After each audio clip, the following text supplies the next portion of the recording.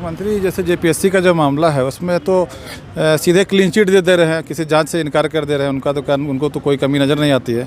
उल्टे तो वो कह रहे हैं कि 70-75% जो लोग हैं आदिवासी मूलवासी ही इसमें पास कर गए हैं, और जो मनुवादी हैं उनको पेट में दर्द हो रहा है, दिक्कत हो रहा है, इस तरह की बातें कर रहे हैं। लेकिन जैसा हम लोग देख रहे हैं, गुलाम हुसैन है और आंदोलन में तमाम ऐसे लोग हैं जो आदिवासी मूलवासी समाज से ही हैं।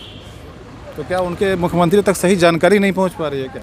हमको ऐसा ही लगता है कि जैसे कि माननीय मुख्यमंत्री जी के पास में सही जानकारी मिल नहीं पा रहा है, और हम कहते हैं कि 70% 80% आदिवासी मूलवासी यहाँ के पास कर गए हैं कहना है। हमारा कहना है कि यहाँ का 100% यहाँ का लोग को ही होना चाहिए ना। 70% और 80% क्यों, 20% और कौन? हमारा कहना है कि सबसे पहले तो स्थानीय नीति लागू करना चाहिए, नियोजन नीति बनाना चाहिए, और यहाँ के लोग जो हैं, यहाँ के आदिवासी हैं, यहाँ के मूलवासी हैं, यहाँ के जितने लोग हैं, उन सभी लोगों को 100% यहाँ के लोगों को होना चाहिए, चाहे वो जेपीएससी हो, चाहे और भी अलग अलग विभाग हों और अलग अलग विभाग के कार्यालय हों, हर जगह यहाँ के आदिवासी और मूलवासी को होना चाहिए। 10 दिन से जेपीएससी का अभ्यर्थी गुलाम हुसैन धरने पर हैं, और इन 10 दिनों में सरकार की तरफ से तो कोई मिलने के लिए इनसे नहीं आया इनकी बातों को सुनने के लिए। लेकिन 3 बार इनका धरना स्थल परिवर्तन किया गया। जेपीएससी गेट पे पहले दिन धरना दे रहे थे, फिर उनका बापू वाटिका भेजा गया और अभी राजभवन के पास भेजा गया।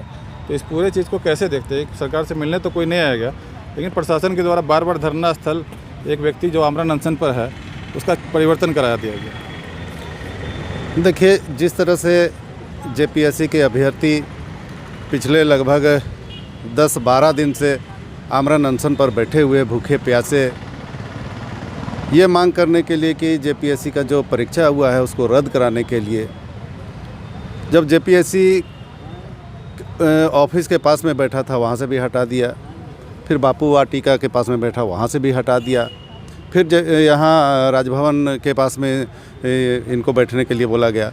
हमारा कहना है कि जब एक शांतिपूर्ण ढंग से प्रजातांत्रिक रूप से ये बैठे हैं, आंदोलन कर रहे हैं, अपनी बातों को पहुँचाने का काम कर रहे हैं प्रशासन के पास, सरकार के पास, जेपीएससी संस्थान के पास, ये आवाज़ को पहुंचाने का काम कर रहे हैं। ये तो कोई लड़ाई झगड़ा कर नहीं रहे हैं कि इनको यहाँ से वहाँ हटा दीजिए, वहाँ 144 लागू है तो वहाँ ये है।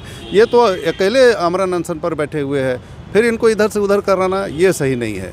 और जब इतना दिन से आमरण अनशन पर बैठे हुए हैं, आके सरकार का आदमी कोई भी आते, सरकार के मंत्री आते, मुख्यमंत्री को टाइम नहीं है, मुख्यमंत्री नहीं आ पाए, किसी मंत्री को भेजते, किसी विधायक को भेजते, और आके इनसे वार्ता करके इनको कम से कम इनका आमरण अनशन तोड़वा के, इनको आश्वासन देकर इनको आमरण अनशन तोड़वा देना चाहिए था। बेचारे देख रहे हैं इतने कड़कड़ाती ठंड है, और उस ठंड में बेचारे बैठे हुए, उनका हालत ख़राब हो गया है।